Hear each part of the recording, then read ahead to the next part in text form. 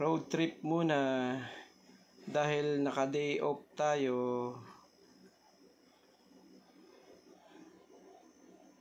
Hello kamotor, welcome to my channel.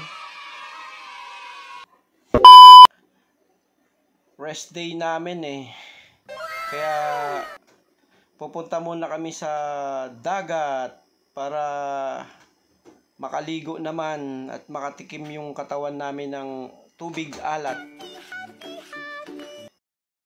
A few moments later. Yan nga pala, papunta kami sa liguan. Sarap ng ligo dyan. Mga kasamaan natin sa shop.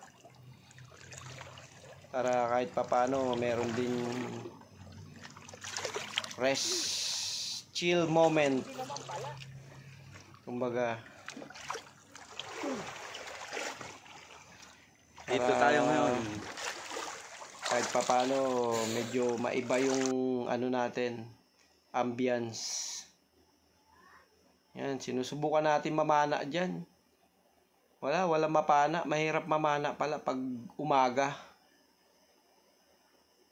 Wala tayong matamaan na isda. May ilap ang isda pag umaga. Hindi kagaya kapag yung gabi ka mamamana. Maganda mamana ng gabi.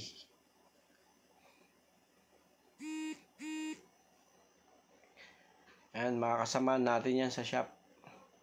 Tsaka ang aking junior na anak.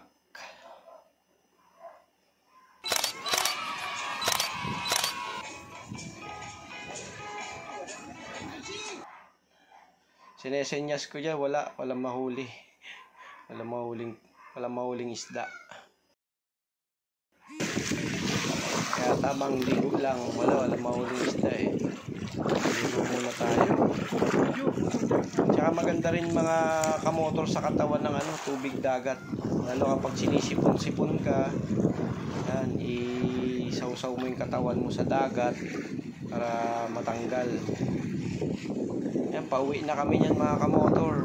Nanawa na maligo Kakasagsagan na ng init ng haling tapat. Hanggang dito na lang yung vlogs ko mga kamotor. Maraming salamat. Sana lagi nyo suportahan yung vlogs ko.